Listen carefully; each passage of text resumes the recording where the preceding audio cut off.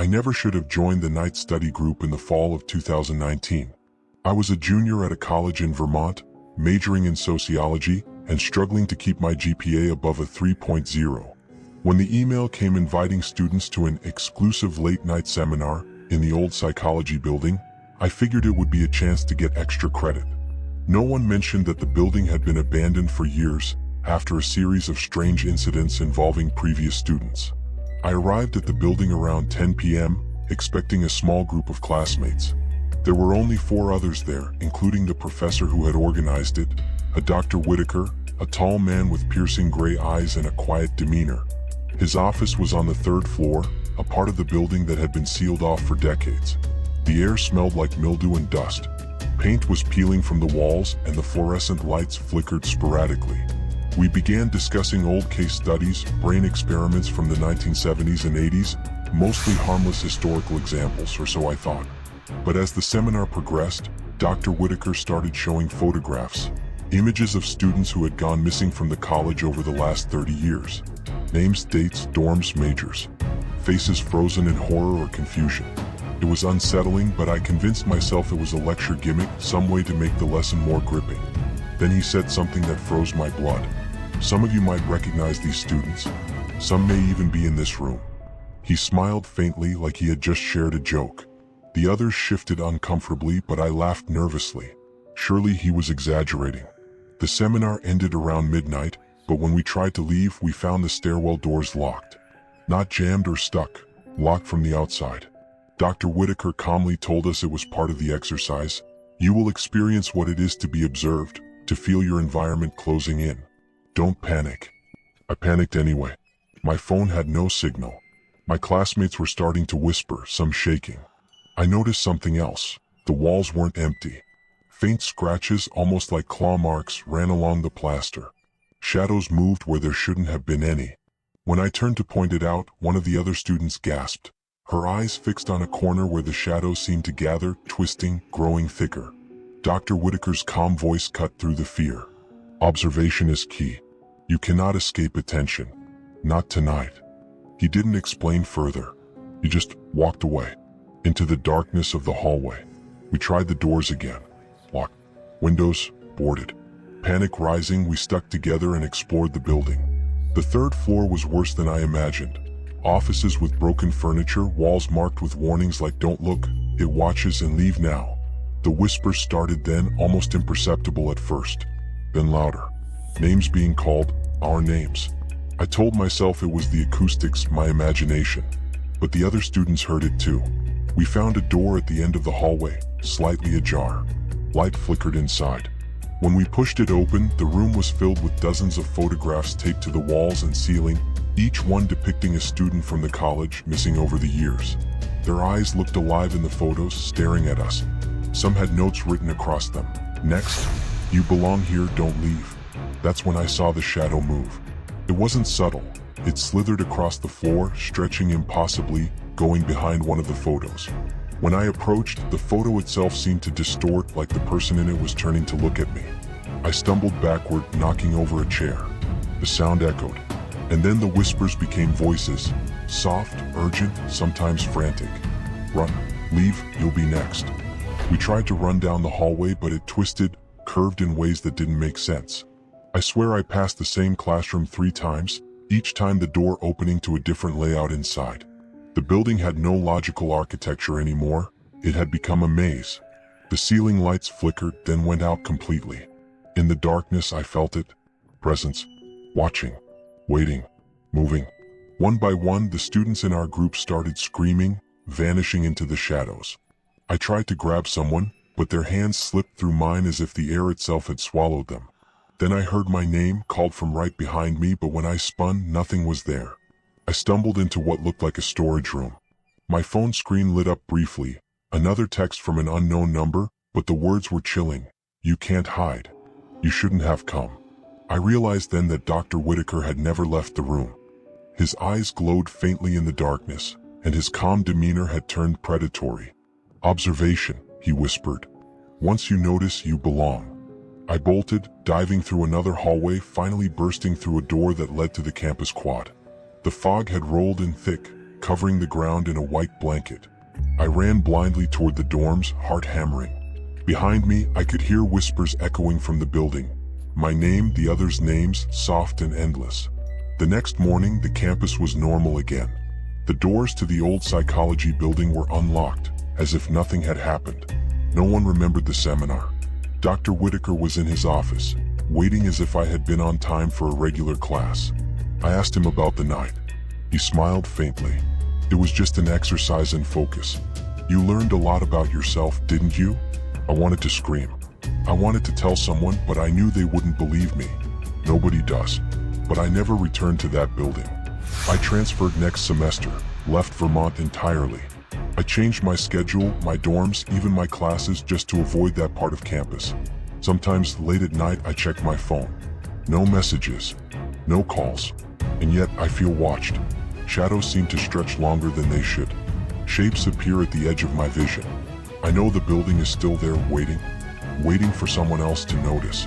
And I know deep down that one day I might notice again. And if I do, I'll never escape.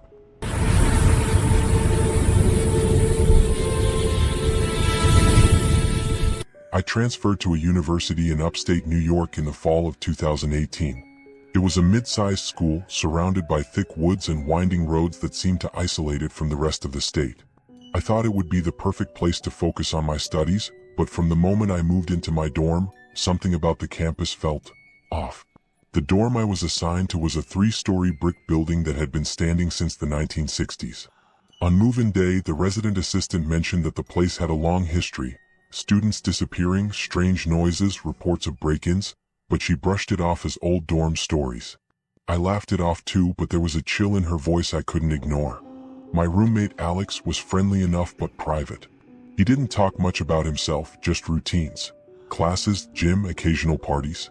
I noticed he had a habit of watching the hallway from our doorway, often pausing mid-sentence as if listening for something.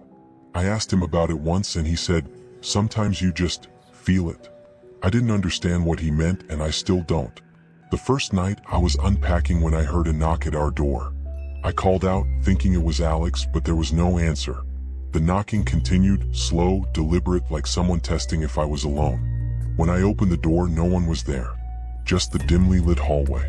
I shrugged and closed it, but the sound lingered in my mind.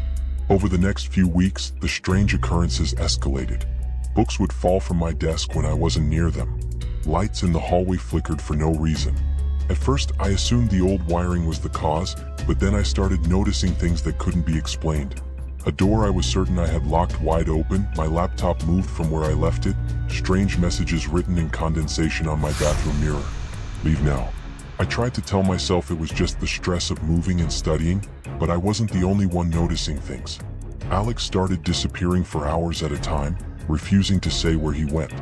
He began muttering about a pattern on campus, about students who vanish and are never found. I wanted to dismiss it, but one night I followed him. It was past midnight. He moved silently through the dorm, down empty stairwells, and out into the campus quad. The fog had rolled in thick, swallowing the lampposts. I hid behind a tree, trying to catch up without being seen. I watched as Alex approached the old science building, a place long abandoned due to a fire decades ago. The doors were chained, but he had a key. He slipped inside and I followed. Inside, the smell of smoke and mildew was overpowering. The air felt thick, almost sticky, like walking through fog made solid. I could hear whispers, soft and indistinct, coming from the shadows. Alex didn't react. He just kept moving deeper into the building. And then I saw it. Marks on the walls, scratches, symbols, dates that matched disappearances I'd read about in old campus newspapers. The numbers were recent, too recent. Suddenly, I felt a presence behind me. I spun around, and for a moment I thought I saw someone standing in the corner, watching. When I blinked, it was gone. My heart was hammering. I called Alex's name. No answer. Then, in the silence, a door slammed somewhere deep in the building. I followed the sound to a stairwell leading down to the basement. The basement was pitch black, damp, and smelled of rot. I could hear water dripping somewhere, echoing against the walls. As I descended, my phone flickered with a text from an unknown number. "You shouldn't be here." I froze. The message wasn't just threatening, it was precise, knowing, like whoever, or whatever, was aware of me specifically. I called Alex's name again. This time I heard him respond, but it wasn't his voice. It was slow, distorted, almost like he was imitating himself. "Come down, we need you to see." I wanted to run, but curiosity and fear rooted me in place. I took the last few steps into the basement. The darkness was nearly complete, but faint moonlight revealed something horrific. Shadows moving along the walls, impossible angles, distorted human shapes. And then I saw Alex standing in the middle of the room, completely still, staring at me with wide, blank eyes. "Alex," I whispered. No response. I stepped closer. That's when I noticed the wall behind him, a series of photographs, hundreds of them, all students spanning decades. Faces frozen in fear, some barely recognizable, torn, scratched. And in every one the same thing, eyes that seemed to follow me, pleading, warning, trapped. I stumbled backward. The whispers grew louder, more urgent, almost deafening. "Get out," they said. "Get out before it notices you." I ran. Up the stairs, out the building, into the foggy quad. Behind me, I thought I saw figures emerging from the darkness, moving with unnatural silence, converging toward the building. My lungs burned. I didn't stop until I reached the dorm. When I returned, Alex was gone. His bed untouched, his belongings scattered as if he had left in a hurry. I reported him missing, but no one believed me. Dorm cameras showed him entering the science building that night, and never leaving. I moved out the next semester. I transferred again, trying to escape the memory, the feeling of eyes on me. But even now, years later, I drive past the campus occasionally, and I see the science building in the distance, dark and empty. And sometimes I swear I see a shadow in one of the windows, standing still, watching, waiting. I know Alex is still there, or at least what's left of him. And I know the building isn't done with me. Some nights I get messages on my phone, vague but chilling. "We saw you watching. You shouldn't have come back." I've tried to ignore it, but the fear never leaves. I've learned that some places on campus aren't abandoned. They're waiting. Waiting for the next person curious enough, or foolish enough, to notice. And once you notice, there's no going back.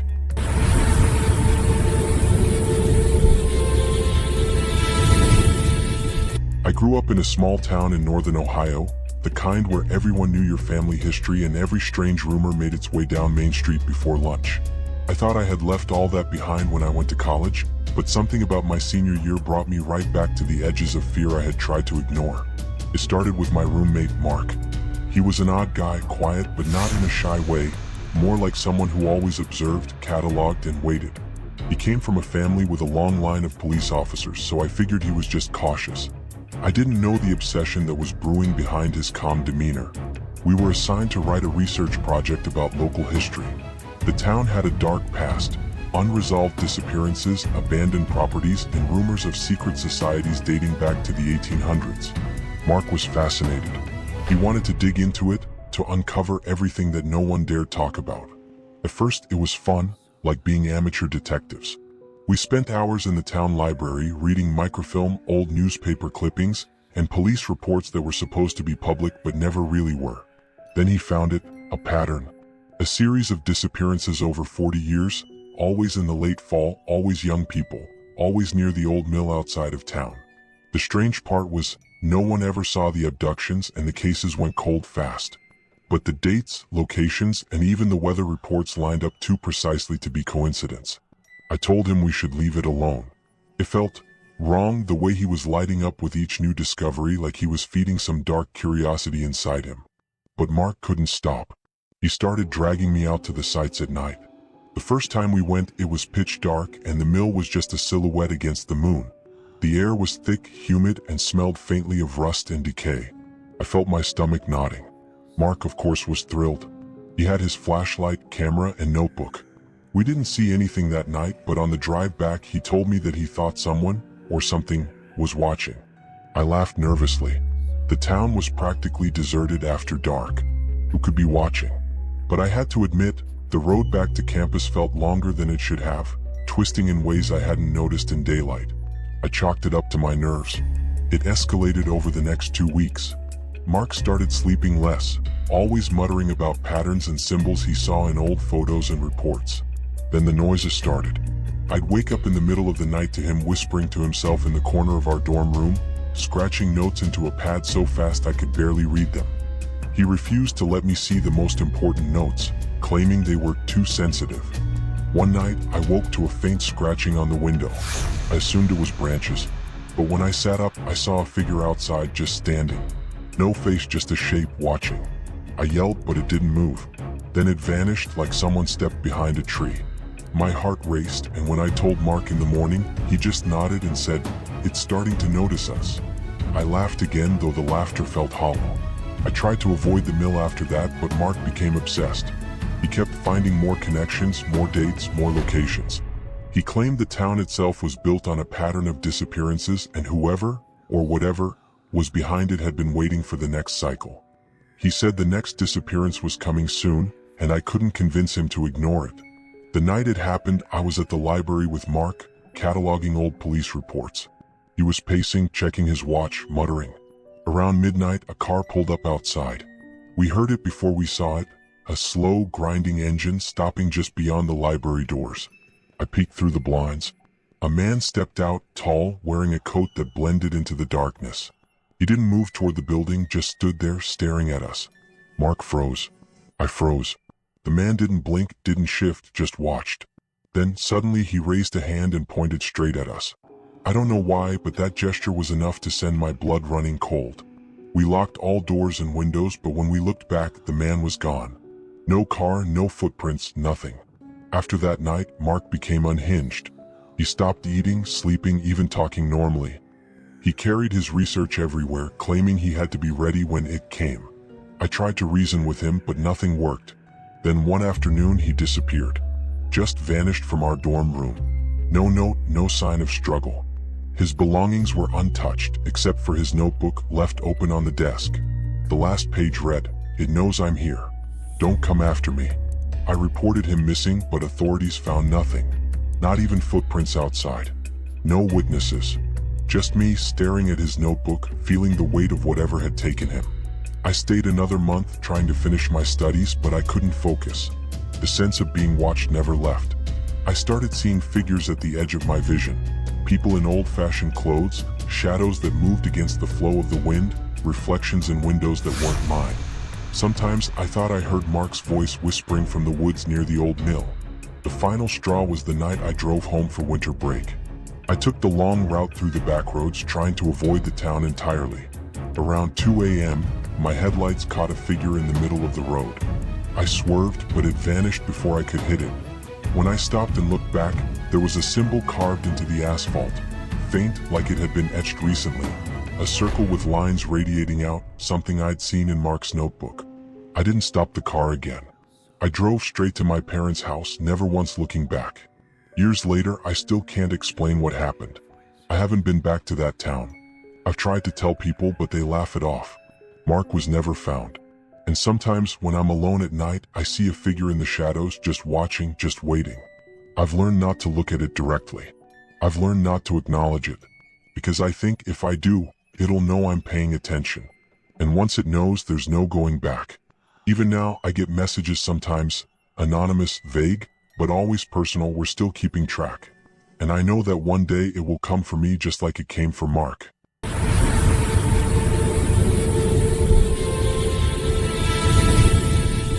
I never thought a study abroad program would turn into the worst months of my life. I was at a small liberal arts college in Massachusetts, participating in an exchange program with a partner campus that claimed to specialize in advanced research in sociology and psychology. The campus itself was isolated, surrounded by dense forests and old brick buildings that had been standing since the 1800s. At first, I thought the isolation was charming. It made the campus feel like a world apart. But isolation has a way of showing you what you don't want to see. I arrived in late August, right before the semester began. The dorm I was assigned to was an old Victorian-style building, 3 floors with narrow hallways and high ceilings. The RA warned us not to wander into certain wings after dark. They were off-limits due to maintenance issues. I didn't pay much attention. I was tired, jet-lagged, and eager to meet other students. My roommate Simon was unusual.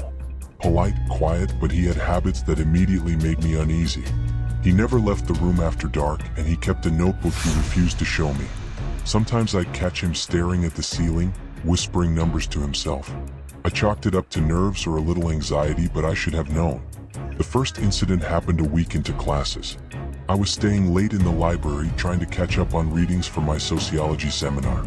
Around 10:45 p.m., the power flickered and I noticed a figure in the corner, standing perfectly still. I thought it was a student pulling an all-nighter like me, so I waved. Nothing. I squinted and then the figure was gone. I told myself it was my imagination. But over the next few nights, I started noticing things that couldn't be explained. My dorm door, which I always locked, would be slightly ajar in the mornings. My belongings were moved, sometimes rearranged into patterns I couldn't make sense of. And every night, I would hear footsteps outside my room, slow and deliberate, pacing back and forth. Simon started acting stranger. He would disappear for hours, claiming to be walking around campus or doing research in the archives. I followed him once just to see what he was doing. He led me to a stairwell that was supposedly closed off, behind a chain-link fence with a padlock. Somehow he unlocked it. Inside, the stairwell spiraled down into a basement that wasn't on any campus map I could find. The basement was massive, cold, and damp. Old furniture, stacks of boxes, and filing cabinets lined the walls. But what caught my attention were the photographs. Hundreds of them, taped to the walls, depicting students who had lived on campus over the last 50 years. Some looked recent, others faded, but each student's expression was the same: fear, confusion, despair. Simon didn't seem surprised. He just walked along the walls, making notes in his notebook. "Do you know what this is?" I asked, voice shaking. He didn't answer. He kept writing. I noticed then that some of the students in the photographs were still enrolled at the college, or had been enrolled until recently. I pointed this out. Simon finally looked up. "They notice when you watch," he said softly. "It sees you." I laughed nervously, thinking he was joking. But when I turned, I could have sworn I saw a shadow moving along the walls, stretching impossibly long. It vanished when I blinked. Over the next few weeks, the feeling of being watched intensified. I couldn't sleep. I would wake in the middle of the night to hear whispers outside my window, soft and distorted, calling my name. One night, I saw footprints on the floor of my dorm room that hadn't been there before, leading from the door to my bed and back again. The climax came one evening in late October. I was in the library with Simon and a few other students, going over research for a joint project. The building was mostly empty. The lights flickered and the temperature dropped drastically. Suddenly, the fire alarm went off. Everyone rushed out, but Simon and I were separated from the others. We tried to leave through the main exit, but the doors were locked. My phone had no signal.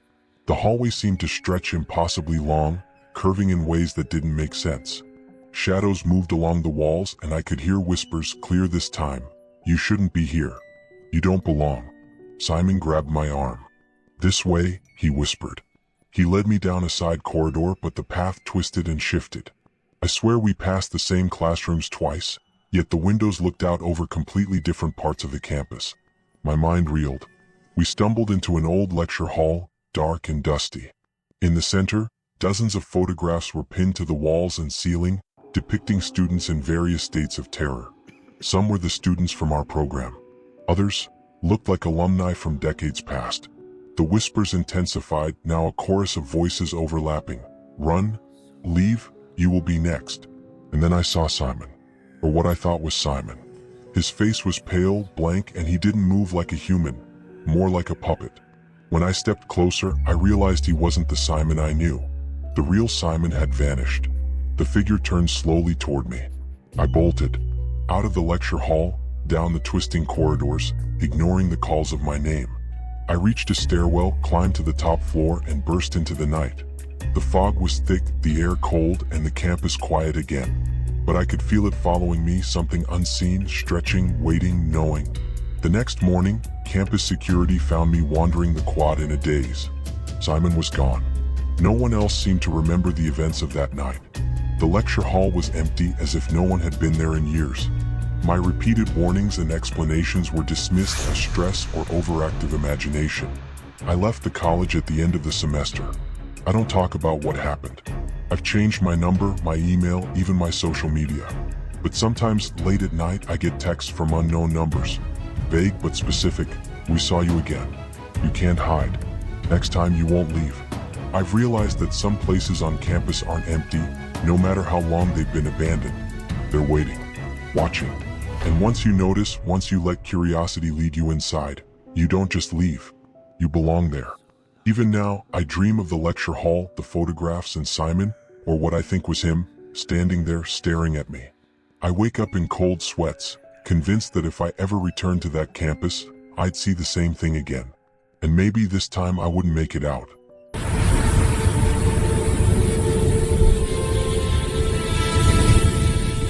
I thought I knew what fear was until the spring semester of 2020. I was a senior at a Midwestern college, living off campus in an old Victorian house that had been converted into student apartments. The college itself had a reputation for being progressive, but it was also one of those campuses built on history, hundreds of years of it, and sometimes history leaves shadows. I moved into the house with two other students, Mia and Kevin. The place was charming but drafty, with creaking floors and narrow hallways. There were warnings in the rental agreement about certain maintenance issues, but they seemed minor.